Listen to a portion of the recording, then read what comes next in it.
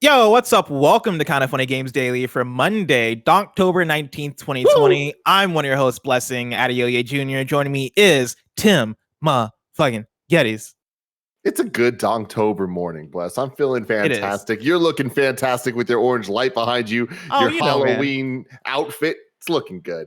Gotta represent, gotta celebrate. Tim, have you been keeping up with all the shenanigans that have been going on? I've been trying to, and at the same time trying to avoid it because I get a little scared about all the blocking going on Twitter. You know what I mean? I recently crossed 100,000 followers on Twitter. I'm very excited about that. I don't want to get involved in this war in any way. I can't risk people blocking me. You know? Oh yeah, I was having a very chill weekend. I can't remember if it was Saturday night or Friday night where Greg decided to get very chaotic. I think it was Saturday night. I was chilling. I think I was playing Ghost of Tsushima Legends. Looked at my phone and saw that Greg was on a tirade. Greg was going off. If you don't follow Greg Miller on Twitter, one, you should. Two, you should go back and see what's been going on, because apparently where this started, I mean, to be fair, this started weeks ago when Halloween season started. Oh no, the Buffalo Blasts are back. Of course, October started. October, my favorite month. Halloween, my favorite holiday. Donktober, you're correct. Orange and black, too, my favorite colors in the color spectrum. That's kind of spawned this whole back and forth between Greg and I, where I've been trying to essentially open Greg's eyes into how wonderful Halloween can be. Right. Over the weekend, I believe Spirit Halloween hit up Greg, and they were like, "Hey, Greg, we want to send you some Halloween, treats to get you in the spirit. We know that Blessing loves Halloween. We want to get you going when it comes to the Halloween holiday." Yeah. And to respond to that, Greg was like, "Hey, Spirit Halloween, can you block Blessing?" Which I don't know. I don't understand where this energy from Greg is coming from. It's negative, and I don't like it. Exactly. I do not like the energy that we created in the internet over the weekend. But Greg asked Spirit Halloween if they could block me. Spirit Halloween didn't respond. Greg then asked, for some reason, Devolver Digital to block me, to which they did. Like, shout out to Devolver Digital. They blocked me. Greg's playing dirty. Greg's trying to get to the core of you of what you love. He knows that you love Devolver. So he's just like, I'm going to take Blessing down from the inside out. And I don't think Devolver Digital realized that if there's a Devolver Digital fan in the office, it is me. I love Devolver Digital. But they blocked me. It's cool. I get it. I understand. Greg Miller asked you to do something. You do it. Greg didn't stop there. Greg then asked DiGiorno to block me. The thing that Greg didn't realize is that me and DiGiorno, we're really cool. I had my croissant crust pizza over the weekend. Loved it. I've been a big DiGiorno fan over the years. And so, yeah, instead of blocking me, they instead blocked Greg Miller. It's been a great weekend, Tim. Because my favorite thing, my favorite thing of this entire weekend is Blessing coming into his own. Look at this boss tycoon in this suit. Look how good Blessing looks in this suit. You have a different energy to you. You get your new teeth put in. You get these drugs given to you. All of a sudden, the Blessing has been unleashed. Teeth got taken out. And then they had to put new ones in, Kevin. How do you think that works? So here's the deal. Blessing unleashed to the world. He now has the new chaotic energy, and you've somehow reined it into being this sweet little pumpkin businessman, and I'm loving every second of it. I appreciate it, Tim. Tim, enough about Halloween. Let's talk about NBA 2K's Unskippable Ads, PlayStation responding to the party chat fiasco, and more, because this is Kind of Funny Games Daily, each and every weekday at 10 a.m. live right here on twitch.tv/kindoffunnygames. We run you through the nerdy news you need to know about.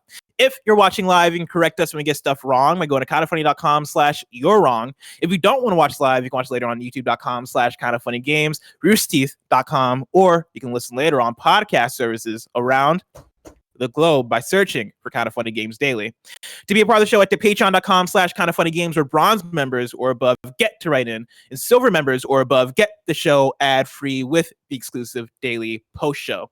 Housekeeping for you, we have 2 gameplay vids that went up over the weekend. First of which being Donktober episode 2. That's right, Donktober has returned. Me, Barrett, are playing through Donkey Kong 64. And let me tell you, man, we played through quite a bit of the game, right? Yeah. Like we played through levels 3 and 4, being Frantic Factory and Gloomy Galleon. Frantic Factory, amazing level. Gloomy Galleon, not so much. The thing that those 2 levels do have, though, are 2 amazing boss fights. And so you get to experience those and more over I on popped in for a YouTube.com. sec. It's Kind of Funny Games. I popped in for a sec, Bless, to watch you, and it must have been in the Gloomy Gallows or whatever it's called, because it was dark as shit, and you couldn't see anything, and you're just like, pretty much what I watched was you going in circles and Barrett being like, nah, you came from that way. Nah, you tried that way. And I'm like, oh God, here we go. This is your hell. You asked for this. That's definitely Gloomy Galleons is one of my least favorite levels in DK64. Like, it has a cool theme, but aside from that, the level design it's nonsensical, Tim. Like, you know how in DK64 you have different activities for different Kongs, different characters, right? You have color-coded stuff, color-coded bananas, color-coded objectives, all that stuff. You'll walk into a room and there will be red bananas for Diddy, a blue enemy for Lanky Kong to fight. You'll have another thing for Chunky Kong, and it's like, why would you design it this way? And that's all what Gloomy Galleon was. It's ridiculous. But it must be extra ridiculous for you to play Donkey Kong 64 because you just got 120 stars in Mario 64, so you can really compare them one to one of like level design and like how a game should be made. Versus whatever the fuck Donkey Kong 64. Here's the thing, though, because like there's a Kong named Chunky Kong. Mm-hmm. Yeah, I just googled it, and the like autocomplete was like, "Is dead?" ?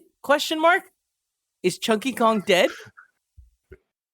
He hasn't been back in a long time. Yeah, no, I don't think Chunky Kong has been in a Donkey Kong game since DK64, and there's like a lot of lore around Donkey Kong and the Kong War, because there's a war between the Kongs and the Kremlins. You know what I'm talking about, Tim. You know what I'm talking about. The Kremlins are the alligators, correct? Yeah. Yes, I'm aware of this war. Thank you. But like the thing is, playing Super Mario 64 and playing DK64 back to back, Super Mario 64 is one of the greatest games ever made. Probably my second favorite game ever made. Save this for Gamescast. This is a Gamescast conversation because I have a lot to talk about when it comes to DK64 and the level design and how I think it is at the same. As much as it is incredible, it is also garbage at a lot of points. And I have to say it's on the same level as Mario 64. I'm not going to say that, but I will say that they have two different design philosophies, and that's a Gamescast conversation that we'll have. But in the same conversation as gameplay videos going up on YouTube.com, so it's Kind of Funny Games. Me and Greg also played some of Ghost of Tsushima Legends. We experienced it for the first time or on Friday. That is now up right now on youtube.com/kindoffunnygames. So go check that out. Thank you to our Patreon producers. Tom shit, hold on. Whoa, something's happening. Whoa. Hello? Hey, Tim Geddes, is it still in Housekeeping on Kind of Funny Games Daily? Yes, it is. Great. Is Blessing wearing the suit? Yes, he is. That's annoying. Anyways, I just had a call with Twitch. Right? Talking about how we're awesome and this is great and all these other things. And then they were like, here's the one thing we noticed that's not great about what you guys do. I'm like, oh, hear me up. And it's that our notifications, our go live notifications, our reach is way down from where it should be. So we need to encourage everybody when they're on the Twitch page to click on the bell on the Twitch page so they get the notification when we go live. Twitch has a bell now too. Well, ring a ding ding. You got right next to the heart, which you should have already clicked, and right before subscribe or resubscribe, there's a bell. If everybody clicks on that, they'll get notifications when we go live. As Blessing was just talking about during Housekeeping, we had 1 million streams the other week. So like we're going live more and more. So everybody who's watching on Twitch or watching later, you should click the bell. I love it. There you go. There you go. You heard it from the man himself. Blessing is a fake Halloween fan, and I'll talk to him later. Bye. Yeah, so go ahead, click that bell. Even if you're not on Twitch, go over to Twitch, click that bell, because oftentimes we are streaming. What's up, Kevin? Greg wanted Tim to tell you something. Tim, tell him. I didn't hear anything. Yeah, I don't know. I didn't hear Greg say anything. All I heard Greg say was Tim, tell them to click the bell, and then he hung up. Ring a ding ding. Ring a ding ding. Thank you to our Patreon producers, Tom Bach, Mohammed, and Blackjack. Today we're brought to you by Old Spice, but I'll tell you about that later. For now, let's begin with what is, and forever will be, the Roper Report. It's time for some news. We have 4 stories today. Hello? All right, because he's a true friend and understands truth in journalism, Kevin gets a star for wanting you to report the news that you want to do, you coward. Give him a star. Can he do that? Can he do that when he's not on the show? He can. I don't know if that's allowed. Here's the thing. You need to be a host on the show to be able to give him a star. But for that, I am. So I will give him a Damn. star. All right. Well, there you go. Kevin gets a star. Wow.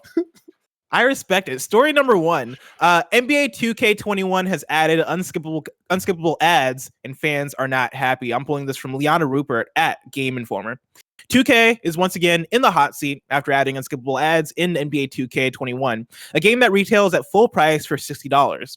The newest edition has been added 1 month post-launch during the pre-game loading screen, and many feel this is an inappropriate move given that it is a full-price title. Kevin, in the doc, I have a link to a video that'll show off how the ads are being implemented in the game. As reported by Survivor, the unskippable ads are available across all platforms, which is usually a mechanic added in free-to-play titles as a form of monetization. Given that the monetization from this game comes from its $60 price tag, there's a lot of confusion regarding this addition and why it is added now. In their video, Survivor shows off an Oculus Quest 2 advertisement while the match is loading, which means players also can't update or make changes to their team until the ad is done. So why are gamers upset? Other than the obvious reason of another cash grab for a $60 game, this isn't the first time 2K has done this, and later retracted it due to player backlash. In NBA 2K20, ads were included in the game, and negative feedback was immediate and intense. Tim, what's your reaction to all this? I mean, my immediate reaction was immediate and intense. I can't believe that this is like that somehow NBA 2K continues to get away with egregious forms of trying to get revenue any which way that they can. I would understand it if certain levers were being pulled in a way that was kind of if this then that, where okay, there's a free-to-play version that gets you elements of the game, but you need to watch ads and blah, blah, blah. I would understand that. Like, that makes sense as a business model. To have this on top of something that you already paid for, I struggle to see that being fair or good to the users. I understand it makes a shit ton of money, and I understand that it can be implemented in a way that, while annoying, isn't actually getting in the way of the experience. So I could argue for it a little bit more. But this being two things. One, you can't edit your team, which is a feature you normally can do while loading. So it's getting in the way of gameplay. So that's a problem. Two, with next gen, there's not going to be loading. So What are they going to do here? Are they going to literally now force you to watch this? Or is that only going to be if there's a load screen? Do you get what I'm saying? Like, I wonder what this ends up looking like in 2K or in next gen. That was the first thing that immediately came to mind for me is, for the next gen version, are they going to implement these ads, or is that the give and take of, hey, the current gen version is $60, the next gen version is $70. We want to find a way to recoup the cost of the current gen version being $60, even though that is technically full price for current gen. But with $70 being the prime price for this product now, how do we go about that? All right, let's put in ad. And this is me projecting, trying to figure out what the conversation might be there. But I wonder if that's the case. I wonder if the $70 version of 2K on PS5 and Xbox Series X, I wonder if we see these types of ads or if they go about it in a different type of way. I feel like the mindset also might be a little bit of, hey, it's a sports game and sports generally have ads. Like, people are used to ads during sports, and so why not find a way to implement that into a game? Like, especially if you have like this pre-roll thing, which it looked like it was going into another segment of, oh yeah, here's the talk show portion, like the ESPN roundtable portion of the game. You know, it makes it feel more natural, but still gross. Like, it's one of those things where it's like, all right, but this isn't the actual NBA. Like, I am paying for this thing. I'm paying for a game, and it's no bueno. The reality of this is they know that the majority of people aren't going to actually give a shit and be angry about this and protest buying it. They're going to actually double down and make a lot of money for the publisher, right? Like, I know so many of my friends that are gamers, not hardcore, just gamers that play NBA 2K religiously, because that is a thing that people do. The joke used to be, oh man, you only play Madden and Halo or GTA.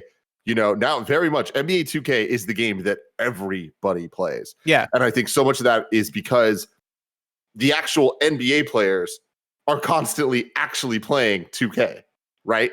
Like, it's kind of like they're promoting it organically because they're actually playing it as part of their their lives. And spreading that stuff means that the mainstream people that don't necessarily play every video game are going to play this. They're not going to know that this is a weird, different thing. They're just going to know that the game that they love looks great, plays great, and I guess this is just how video games are now, right? Yeah. And like that sucks because we know better.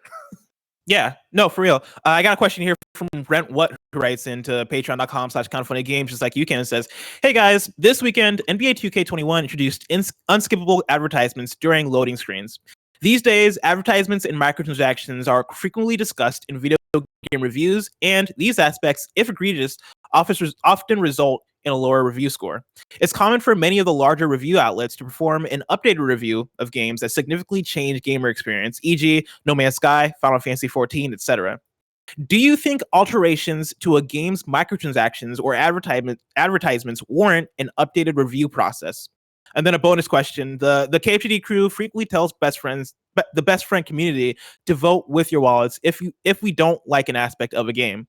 Is 2K circumventing our ability to vote with our wallets by introducing advertisements advertisements after many have already purchased the game? Thanks. So let's start with that first question, right? Like, do you think alterations to a game's microtransactions or advertisements warrant an updated review process? They warrant it, yes. And I think that it gets complicated because at the end of the day, what is the function of a review on a video game website? It is to inform consumers on whether or not they should buy a game, right? Based on the facts that are presented. There has been a lot in the last couple of years, a lot of really shitty practices added to the game after reviews because it's a strategy that the publishers are putting forth to make sure that the review scores aren't tainted by the microtransaction bullshit. Then they add that stuff later so that the review on IGN is a 9, whereas if the stuff they added later was added before the game came out, it probably would have been somewhere in like a 7 or whatever, right? Mm-hmm. And there'd be a big disclaimer about do not buy this game for this reason, this way, whatever, blah, blah, blah, right? There would be the whole vote with your wallet conversation. So I think that we've seen more and more websites kind of adapt and change to re-review games when there's been substantial updates like Final Fantasy XIV, like we were talking about, or No Man's Sky and all that. However, it is not easy for those sites to do that. And a lot of times it is not worthwhile for those sites to put that much time and energy into re-reviewing games that are simply not going to get the click-through or viewership that they would have when the game was first coming out and actually hot. And that's kind of the weird, push and pull of it all, where there's some cases that are like, oh, it's super worth it. And like saying what I'm saying, that it sounds like, oh, they're only doing it for the clicks. It's like, well, they need to survive. They're a business, and assigning people to do reviews of games that are years old, potentially, that literally are not going to make the clicks to make up in the ad revenue for the work that the person had to put in reviewing it, right? That's where it kind of gets complicated of, does it warrant it? Yes. Is it going to guarantee an updated review? Absolutely not. And I don't think it's sustainable to expect that. But I do think there are exceptions to that. And I do think that there are certain games that when they are updated with major updates, or if there's egregious things that need to be pointed out, sometimes maybe an article or like a footnote at the top of a review might be important. And we've seen reviews change so much already in the last couple of years, where review in progress is now a standard thing because it has to be, because codes aren't getting out early for giant games that sometimes aren't even complete because they're games as a service. So things are going to change and adapt as we go.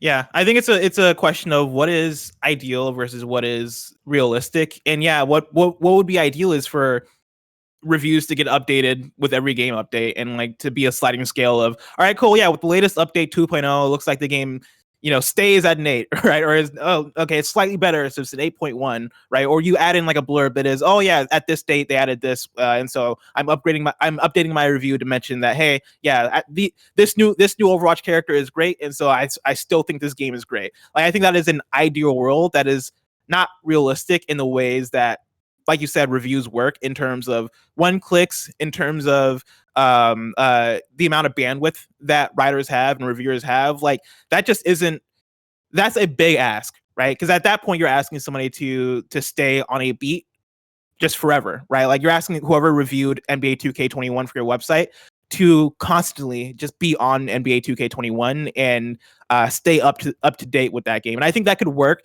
in some instances. Like I honestly think that is what maybe like YouTube accounts are for, or content creators are for, that are outside of these big websites, right? Like IGN, I don't think necessarily needs to stay up to date, up to beat on every single 2K update, but there are YouTubers out there that are NBA 2K YouTubers that will talk about this stuff, and that'll keep you up to date. And that's what that's for, to keep them accountable in that way. Mm-hmm. Yeah, that's actually a really good point, and I think that's been a future that we've been trending towards, and I think it very much is the present now, where you need to follow the people that are actually on the beats, because they're going to understand those games better than anybody when they're actually embedded in the community and understand what the patch changes mean and all of this stuff for the meta of the game, or also just understanding the difference when you add all of the microtransactions or whatever it is, or take them away, all this stuff. But this reminds me, I remember there was conversations back when we were at IGN of, like, and I wasn't on editorial, but I was still involved in the conversations going on about, so why would we update reviews for games that just get a patch when games get their price halved? Should we re-review the game for, well, it's an 8 if it's $50, but if it's $30, it's a 10. You know, so it's like that. It's complicated. Like it's hard. Change over time, and you know, if you're looking back at an old game, like looking up the review, you need to kind of use your big boy mind a little bit and understand the context of it all. But I think you're right, Bless. You need to find the people that actually know what they're talking about, and that is very rarely going to be these aggregate sites. Yes. And to Brentwood's question, follow-up question, the bonus question here of, like, you know, what does this do as far as like voting with our wallets, and what does that look like? And is this 2K circumventing our ability to vote with our wallets? Like, I'd say, yeah, this is them doing that, right? There's a reason why this is coming as a post-launch thing, as opposed to being there from the beginning. I think part of it might also be that they have to sell the ads, possibly, but like, this is being implemented later also for the fact that we can get away with it. Like, this will be a smoother process than having it in there from the beginning. And to the idea of voting with your wallet, like, I think that is one way to speak out when you're dissatisfied about something. I think another way is to, you know, tweet about things, right? Like, write an email to the appropriate people. Like, and of course, don't be shitty about things, right? Like, be a human being when you're reaching out to folks who are working on games. But like, there are other ways to speak out other than just voting with your wallet, especially in like in an ideal system. I think we'd like to think that voting with our wallets is the way to go 100% of the time, but like, there's no system that's really ideal for speaking out in just one way. Like, that is not the only way that things can see change. The phrase "vote with your wallets" always kind of rubbed me the wrong way, because I think that it's very empowering in a way that I feel like it doesn't actually result in much, because it's a matter, if you get a lot of people to vote with your wallet, then that makes sense. Otherwise, you're just kind of making a very small dent in something that over time can add up. But I think that voting with your wallet really just boils down to putting your money where your mouth is, of, if you're actually against something, don't support it with your money. And if you did that all the time, and you also used your voice to convince others to do that and explain them, you know, why they should, I think that's when it kind of adds up. But to each their own. Everyone needs to deal with how they like and don't like things the way that they want to. Tim, speaking of angry fan reactions, story number 2, PlayStation has responded over the PlayStation Party's feedback. This is from Jordan Oloman at IGN. Before I even get into it, Tim, have you been following this? Because it's been wild. Not much. I know you're not super online when it comes to the type of games you play. And basically, to catch people up, because we talked about this a little bit on an earlier episode of KFGD, basically with the 8.0 update on PlayStation, PlayStation changed how the party system works when it comes to voice chat. And so now they're tied to messages in a way now you can't have a private party on your own. If you want to start a party, you have to go to your group and start a party chat with that group. And it is not ideal, to say the least. But this is what Jordan Oloman has to say about Sony's response. Sony has revealed that it is looking into negative feedback surrounding the changes to the PS4 party system that arrived as part of the 8.0 system update. The 8.0 update was pushed to consoles worldwide last week and changed the way parties work, combining the party and messages features into one system. This has complicated the invitation process for some and led fans to voice their concerns online. Players now need to open up a message group in order to invite other players to create a party, and many players who used to use the private party system to avoid in-game chat now have more limited options, and that is me, because I usually always hop into a private party whenever I'm playing things online because I don't want to deal with randos, but now I don't have that option. In light of the outcry, Sony has announced on Twitter that it is looking into the negative feedback received about the party chat changes. The tweet mentions that it will keep players posted, which suggests that changes or clarifications may be on the way. The tweet reads like this. It's from @PlayStation on Twitter. Hey folks, just wanted to let you know that we're looking into your feedback on the recent changes to parties on PS4. Thanks for speaking up, and we'll keep you posted. I'm glad they're listening. I'm scared that not much is going to get done. Oh, really? Yeah, because like the changes they made very much felt like changes they're making to build toward PS5 and how party systems are going to work on there. And unless there are plans to either fix the changes they made on PS4 in a way that, like, you know, build towards a better system than what we had already, or like revert things on the PS5, which I don't know is an option for them. I don't necessarily see them I don't see them turning this back into what it was. I think the only way for them to move with this is probably to move forward in some way that it gives people back some of the functionality that we lost, which is unfortunate. Like, even if you look at the PS5 UI video that was revealed last week, they show some of the party stuff there, and it very much looks like it aligns with the changes they made for 8.0. And so if that's the case, that makes me think that built into that UI aren't the options that we want, like aren't the options that we've had on PS4, which, yeah, makes me think that we're not going to get good change, at least for a little bit. That's my view on it. There's also been like outcry regarding privacy, because now when you join a party, the PlayStation will notify you that, hey, just so you know, you may be being recorded or whatever. And that's freaked people out all over the place. Like, people are not happy about that. Because it makes it seem like PlayStation's always listening to what you're doing. And the reality of it more so is that it is mainly allowing for the option for other players in the party to record, so they can report if there's harassment or whatever, or maybe if they're like game streaming or whatever, maybe they can broadcast your voice in that way. But yeah, like a lot of what they're doing with the party systems are not making people happy. But see, that second thing sounds like a good thing though. Right. Yeah, like, I don't mind the second thing.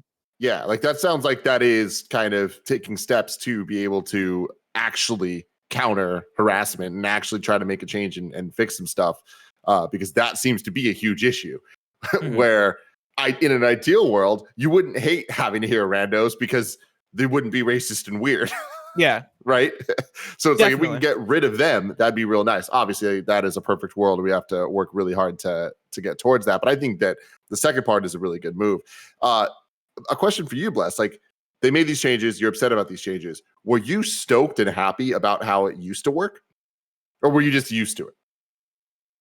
Was fine with it. Like this, I mean, it's worked that way for years, right? Since the PS4 came out, I understand. And so like, I have been used to it, but also the way it worked before, I'd say just worked better, because say like with how it worked before, if I wanted to jump into a party, me and you want to play Ghost of Tsushima Legends, you know, I just start a party and I invite you and you join. And then say a third person wants to join in. Cool. We'll just send them an invite. They're able to join the party.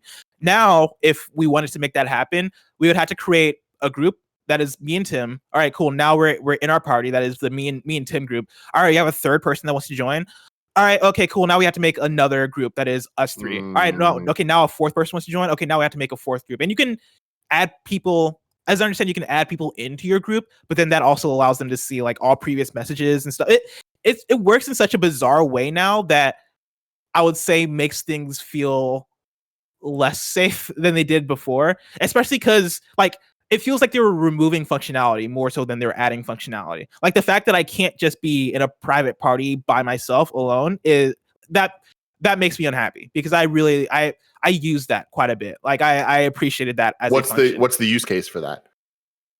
Say I just don't want to talk to people online. Like if I don't want to talk, if I jump into a GTA Online lobby and other people are talking, and usually in those lobbies, you know, people are being annoying, or in like a Call of Duty lobby or whatever, people are talking, cussing each other out, doing the things they do in those lobbies. If I hop into my own custom lobby or my own private party, the way it used to work, those people wouldn't hear me, I wouldn't hear them, wouldn't have to worry about it.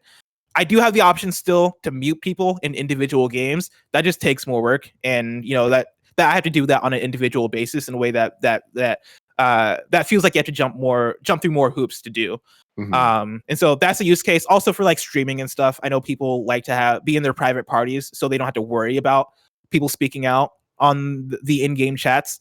So there are a few cases where you'd use that, but yeah, overall it just seems like it seems like steps back in a weird way that I don't necessarily understand. I don't want to belabor this too much, but earlier we were talking about you go to the experts for what they know best, and clearly you are in this PlayStation shit. So I want to ask you, devil's advocate, what are the pros of this system? Like, do you think that the new system can be the better way forward once you get used to it? I think what they're doing is building toward certain functionalities with the PS5 that we'll understand more once we have a PS5. Like, I understand, like in that PS5 UI video, like even they started showing off some of the stuff that they have as far as features, right? Like you can see other players' screens on your screen if you wanted to. You can have certain kind of interactions with your message groups. Like I think they're building toward adding cool features for groups on PlayStation, and that's why they've condensed it in this way. I think the question is going to end up being when the PS5 comes out and they actually implement that stuff, are those features going to be worth the things that they just took away? And right now I'm sitting on probably not, but that's going to be a wait and see thing. Interesting. So there you go. More on PlayStation though. Story number 3, Sony's optimizing the PS5 fan ... via the internet. This is from Wesley Yin-Poole at Eurogamer. Sony will optimize the PS5's internal fan with online updates, it said. In an interview with 4gamer.net, Yasuhiro Utori, VP of Mechanical Design at Sony Interactive Entertainment's Hardware Design Division, said Sony will optimize the fan control based on data on the accelerated processing unit's behavior in each game.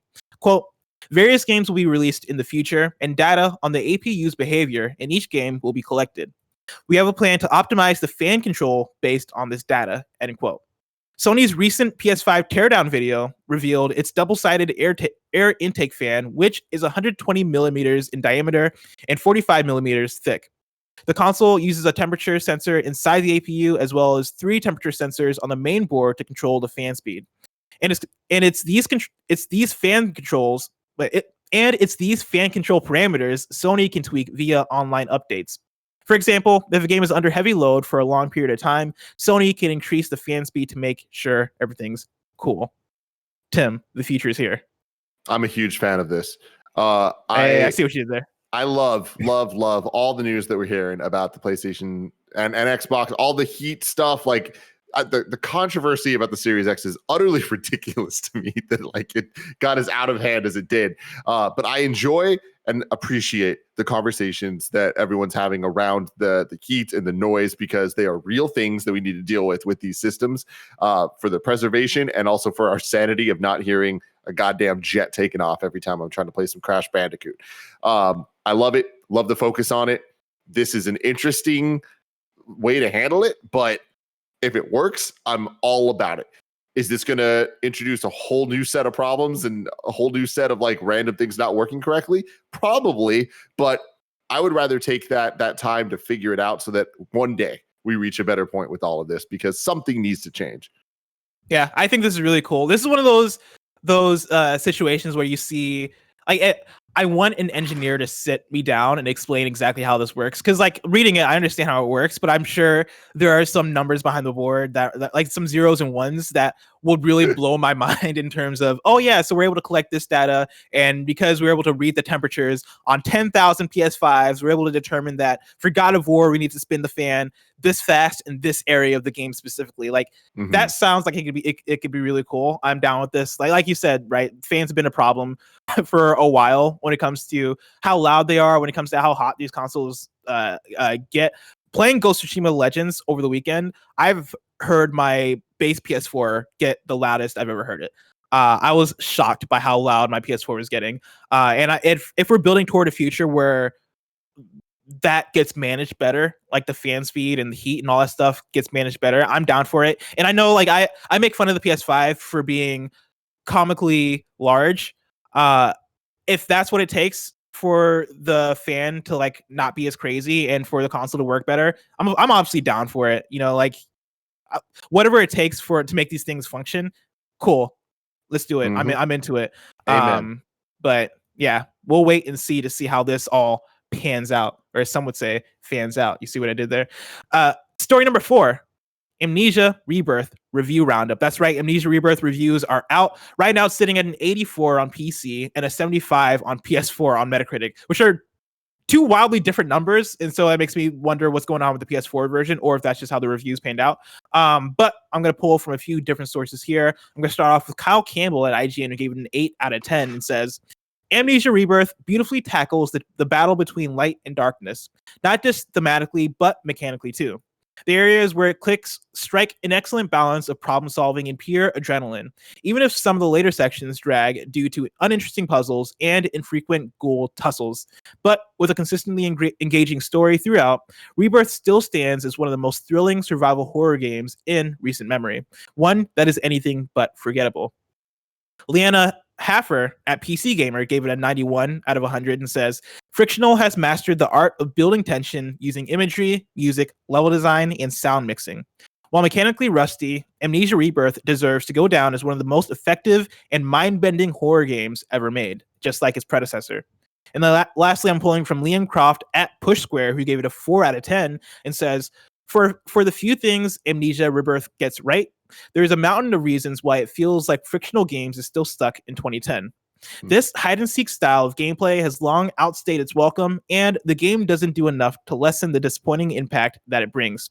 It's heartbreaking to say, but after the fantastic Soma, maybe the Swedish developer shouldn't have bothered returning to what it thinks it knows best.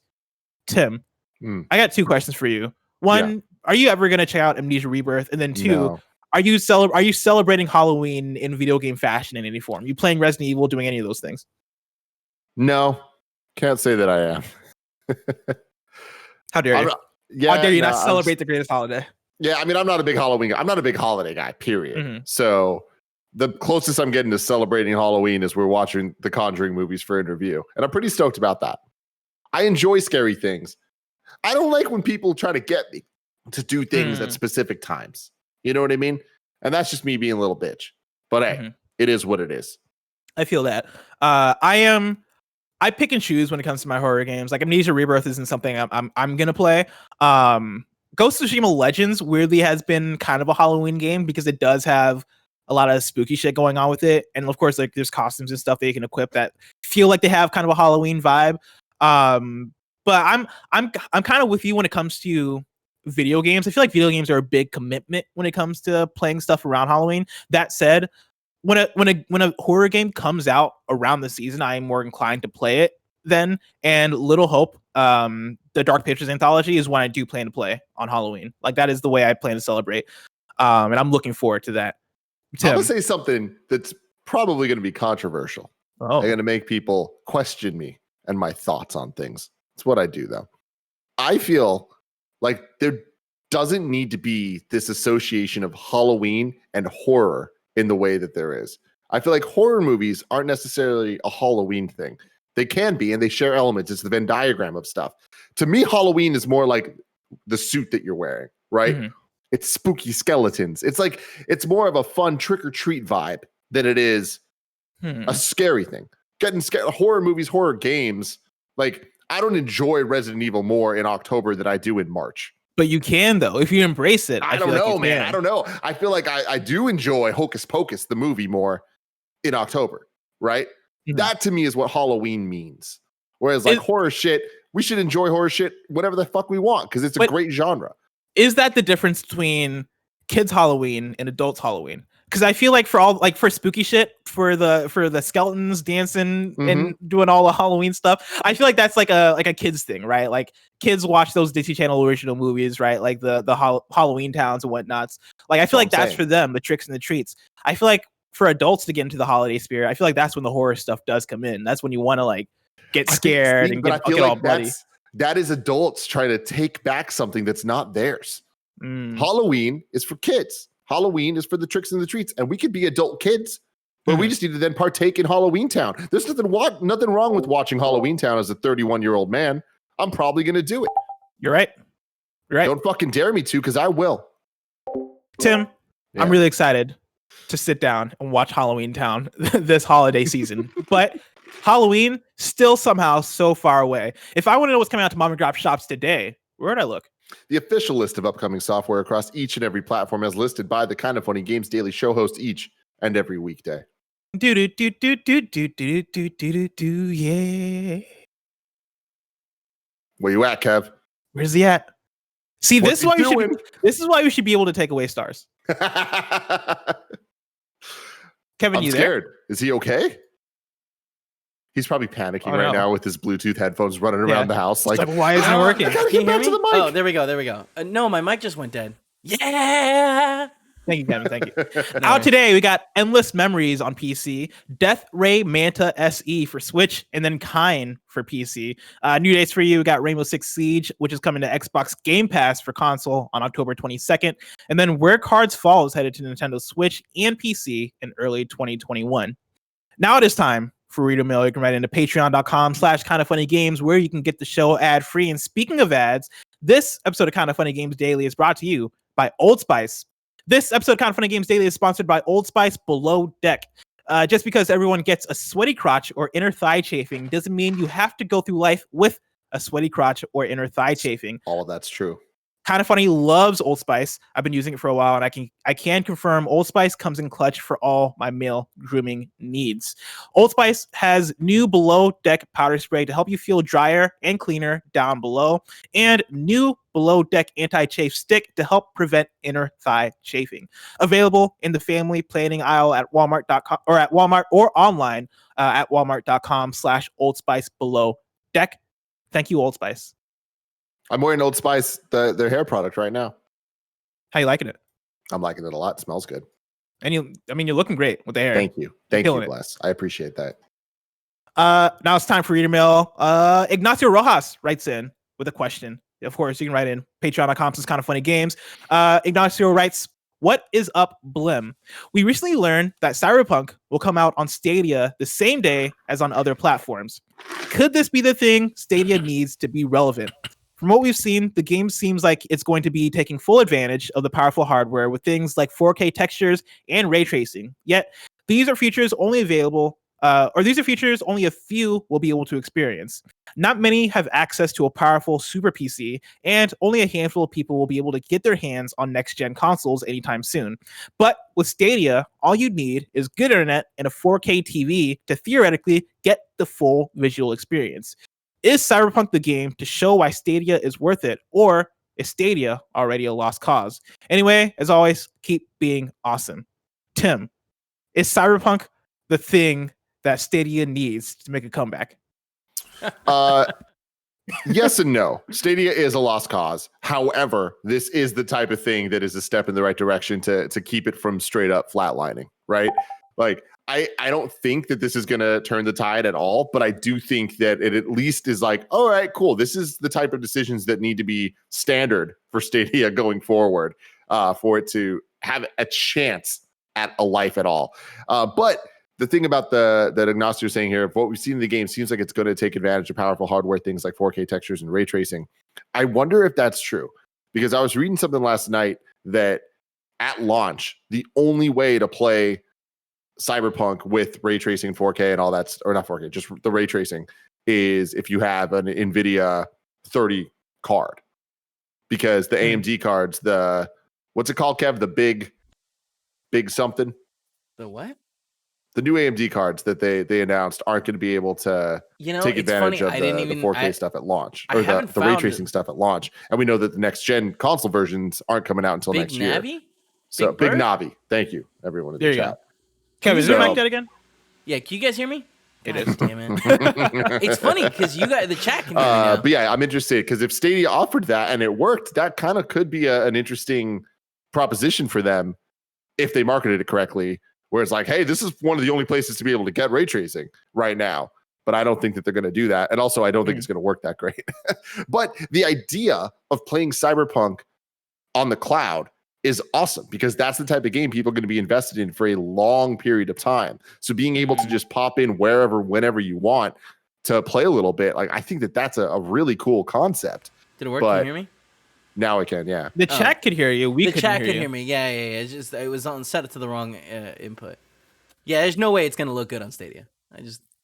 Based on Kevin's experience with Stadia. Yeah, nothing looks good on it. Everything looks compressed as shit. What do you? Yes.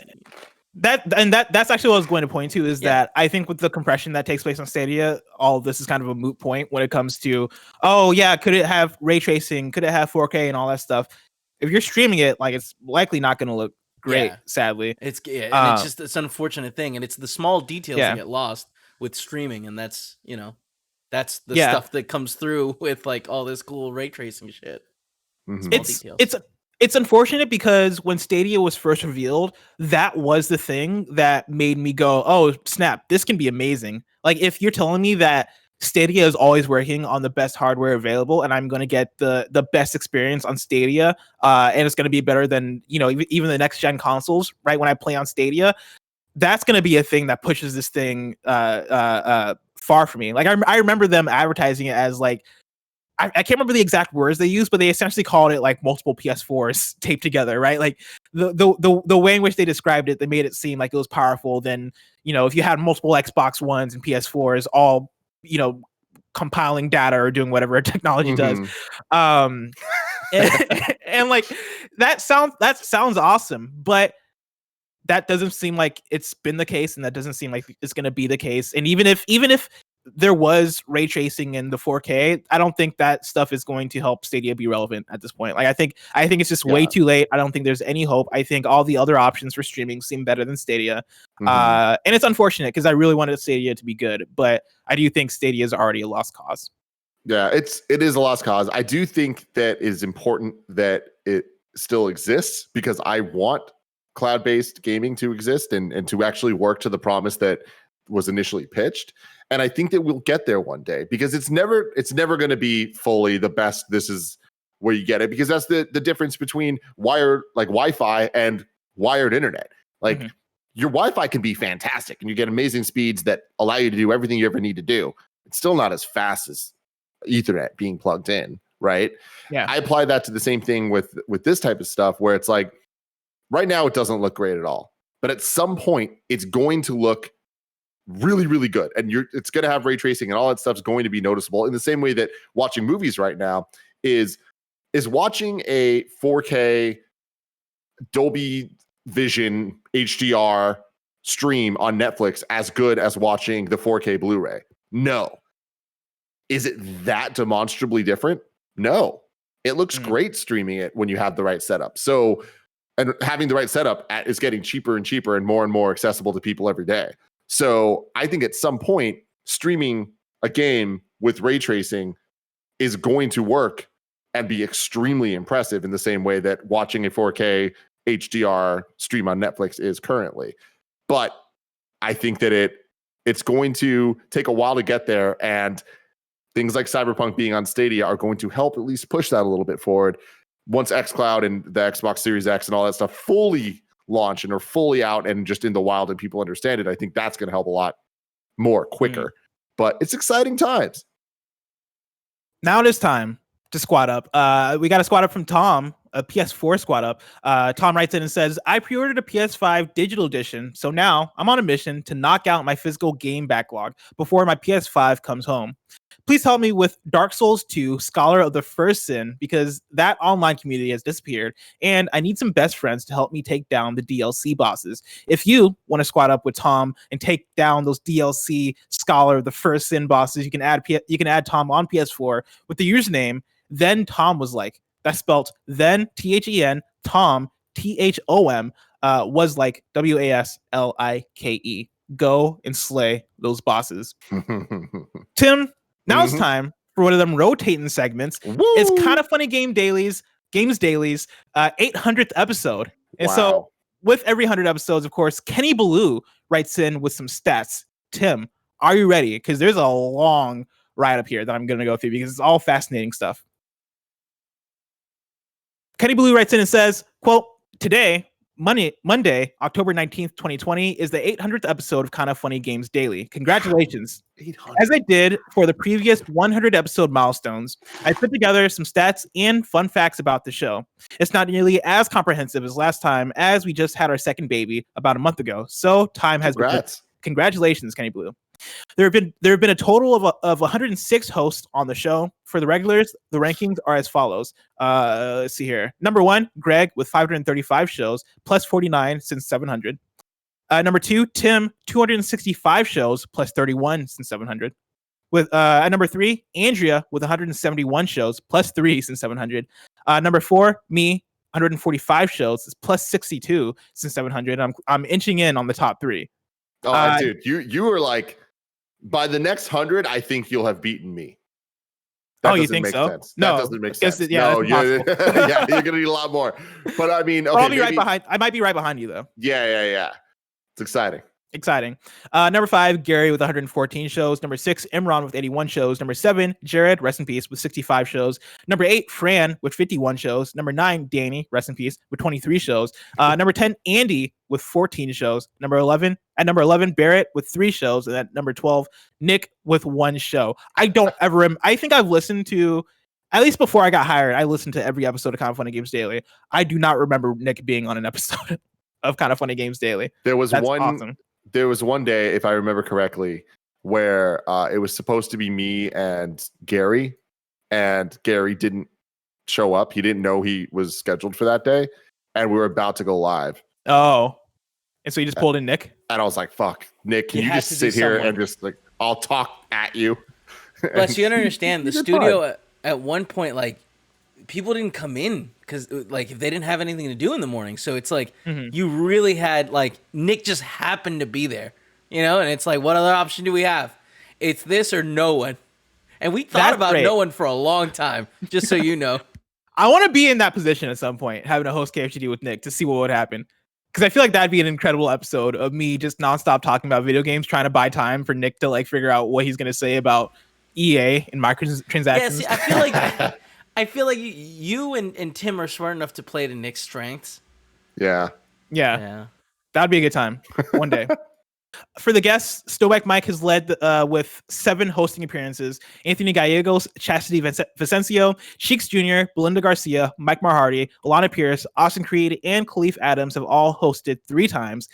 Anthony Carboni, Christian Phillips, Brittany Brombacher, Kat Bailey, Aiden Strawhoon, David Yagno, Steve Saylor, Nathan Brandt, Odell Harmon Jr., Bruce Green, Victor Lucas, Gabe Patillo, and Pierce Lilly have all hosted twice. 71 other hosts have all hosted once.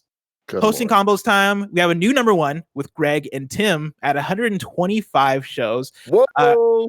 Greg and Andrea are at number 2 with 120 shows. Number 3, Greg and Gary at 77 shows. Number 4, Greg and Blessing at 50 shows. Number 5, Tim and Blessing at 41 shows. Number 6, Blessing and Imran, 30 shows.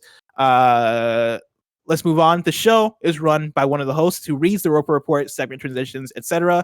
The rankings for this is at number 1, Greg at 518 shows.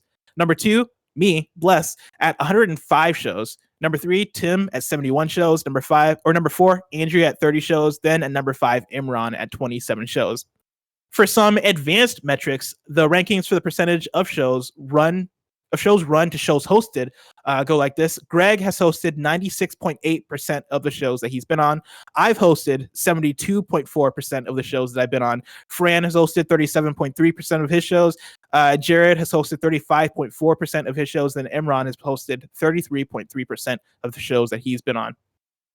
Rankings for who has done the sound effects for the shows being the Roper Report jingle, Baker's Dozen, etc. Number 1, Kevin with 524 shows. Number 2, Barrett. You know what? I'm going to give Kevin a gold star because Kevin is killing it. That's fantastic, man. All right. Kevin is the saving grace of the show. Number 2, Barrett at 155 shows. Number 3, Cool Greg at 91 shows. Number 4, Andy at 16. And then number 5, Joey at 12 shows. Oh, my God. And then number 6, I should say, Greg Miller Industries at 1 show also. Yes. Yes. What dark times it was when we were like, Joey, you have to be the backup's backup. And we have to use you. You got to be here. I mean, just in case one of us dies, Let's get into some fun facts. In case both of us die. Yes. Like you and Barrett? Well, yeah, but before Barrett, it was me and Cool Greg. Oh, And just in case, like, because we had a situation, we had trained Cool Greg to be the backup, and then it was like, oh, hey, the WWE wants Cool Greg, well, I guess 2K wants Cool Greg to go to New York, and Kevin, you got to go to record it. And it's like, well, who does our shows? That's awesome. Sadly, there have now been a total of 153 shows since the last show in the studio. Wow. There have been only 6 shows without a post show since the Patreon benefit was added in January. On July 7th, 2020, Imran stated he's going to sneak in one wrong thing per show to see if anyone catches him. And at that point, the latest KFGD villain was born. That's hilarious. I did not know that, and I don't believe he's done it. But who knows? Yeah, no, it'd be hilarious if he has done it. Yeah, that's the thing. He's by all accounts brilliant. I mean, truly, when he talks, I believe him 110% every single time. So true. So can you imagine? I wouldn't be surprised if like a year from now he just releases a video that's like a clip of like every time he's lied. Here's the thing with like the date. I hope he does it. I don't think he will. You know what I mean? That's a lot of work. Listening. That's a lot of work. I hope he's listening, and if he hasn't been doing it, that he starts doing it. I'm just saying, like, that's a lot of work, and he seems like he's too important to be doing that much work for the bullshit that we are. But it also seems like the type of shit. That's how brilliant he is. He's like, you know what? This bullshit is worth it. On July 13th, Tim suddenly stopped speaking as a giant spider invaded his house. He momentarily steps out of frame, yells, "Oh shit," but then comes back on and announces that he got it. That was scary. Wait, I thought you didn't get it. I did not get it. That's true. Oh, you didn't get it. Well, he thought he got it, and then it was very clear to everyone that he didn't get it, and that the spider's now going to get him. Oh no, he's just biding his time. 3 days later, on July 16th, Kevin was talking to Greg and Blessing, and all of a sudden, a plate of pancakes was delivered to him, and he quietly says, "Can I get the boysenberry, please?" to an off-screen Paula. Wait, I don't see why this is noteworthy. The boysenberry, like, I like boysenberry sauce. God damn it! Kevin. Only Kevin. There have been 3 shows of KFGD that were more than 2-person hosts. The first 2 were 3-host shows with Greg, Andrea, and Victor Lucas. Then Greg, Andrea, and Tim hosted. The latest was on July 23rd when it was a 5-host show. Greg, Tim, Blessing, Andy, and Still Mike all joined together to host after the Xbox showcase. On August 17th, Kind of Funny best friend Dylan Fisher saved Tim by creating a release date jingle so he would never have to sing it himself. Thank you, Dylan Fisher. Thank you very much. On September 1st, there was a live audience for the show. You can't hear it. It's going on right now. I thought it was fun to play it. Yeah. That's great. Sorry. On September 1st, there was a live audience for the show for possibly the first time since leaving the studio. Greg's apartment building window cleaner perched himself on Greg's window to watch Greg broadcast. It's true. That was a good one. Mm-hmm. And maybe the most important update, on October 1st, Greg announced a gold star program for Kevin. If he gets awarded 25 gold stars by KFGD hosts in the month of Donktober, Kevin will get a pizza party. As of Friday, Donktober 16th, Kevin has been awarded 16 gold stars during Kind of Funny Games Daily and 1 during Gamescast. With only 10 working days left in Donktober, will Kevin continue towards his goal? Will the Gamescast one be counted in the final total? A lot of questions here. Greg has awarded 7 gold stars to Kevin. Does that mean I'm 18? Chat, let us know. Mubat here says Kev has 19 gold stars. And right up here, Belou mentions here that Greg has awarded 7 gold stars to Kevin. Blessing has awarded 1, now being 2. Imran has awarded 2. Tim has awarded 2, now being 3. Andrea has awarded 1. Mario has awarded 2. And then Janet has awarded 1. Just to be clear, I feel like I've definitely given more than 2. But I guess not. It adds up here. Well, did we count Greg's and Tim's today separate? Because I feel like they were. No, that's the one I just mentioned. They're not. Well, yeah, that's why I said Tim. Why are they not mentioned? No, I understand. Why are they separate? I mentioned it. No, but I'm saying Greg. Yes, he can. You guys don't make the fucking rules. Yeah. Yeah, you have to be a host on the show. Yeah. That was the rules. No, I don't think so. That's what the rules were. Timothy, Greg is the inventor of the rules. Greg is the inventor of the rules. Timothy? I'm getting robbed 1 gold star right now. I'd like the You chat. were only given one by me because you didn't get his. Yeah, the only reason Tim gave you one is because Greg couldn't give you Greg's. Listen. You can't ungive a gold star. So Greg gave me one, and then Tim thought that Greg's didn't count, but then he gave me one. So I have 2 gold stars from that situation. That's not how it works. Moobot, the truth. You guys aren't the deciders. In fact, I'm upset that Greg Miller hasn't called in here to straighten everything up because this is absolutely ridiculous. I do turn my phone off during the shows, and so Tim he might be calling. In the month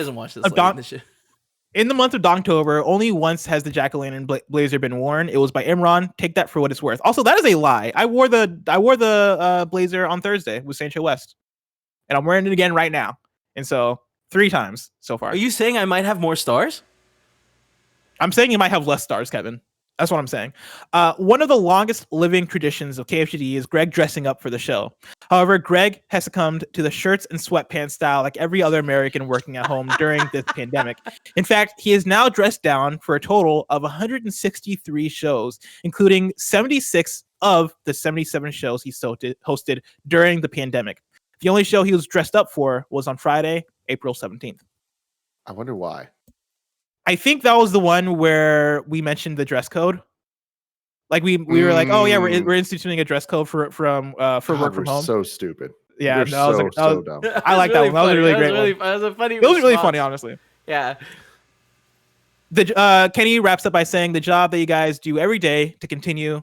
The job that you guys do every day to continue to put out amazing content on the show and the other shows is unreal. Thank you for continuing your hard work despite the crazy world that 2020 has become. Hashtag vote for Joe Biden. The hour or so of Kind of Funny Games Daily is something I look forward to every day, and it's because of the hard work that you guys put in. Thank you. Looking forward to the next 100 episodes. Kenny Belou, thank you. Of course, Kenny Belou is going to put that on the Reddit for you guys to sift through. I didn't read through every single factoid. There are a few things I left off just for the sake of time. But Kenny Belou, you're the homie. You're the best. Again, thank you so much for that. Now it's time for kindoffunny.com/you're wrong. We read and listen to what we got wrong as we got it wrong. Borzen00 says, Tim, Big Navi is RDNA 2 with what all the next gen consoles have, and we know almost nothing about it. It may have ray tracing due to the next gen stuff, but has not been confirmed to not be able to. What I'm saying is Cyberpunk at launch, Cyberpunk at launch will not have ray tracing on Big Navi. That's all I'm saying. It will have ray tracing eventually, but just not at launch. BG2580 says, breaking Call of Duty Halloween event has been announced. It was shown off with ties to the Saw horror movie franchise. And so if you want your Call of Duty Saw crossover, boom, there you go. Check that out. And the last one, Kebab says, Miss News, PlayStation has released a free Black Lives Matter theme on PSN. You can go and download that if you want. Rad. That is it for kindoffunny.com/you're wrong. This week's hosts go like this. Tomorrow, it's Imran and Fran. Wednesday, it's Greg and David Yano. Thursday, it's Tim and Greg. And then Friday, it's Greg and Blessing. Is it David Yano? Is that how you pronounce it? Yep. Or is that even how it's spelled? I feel like it's misspelled in the doc. But yeah, David Yano. Of course, this has been Kind of Funny Games Daily, each and every weekday live right here on twitch.tv/kindoffunnygames. We run you through the nerdy news you need to know about.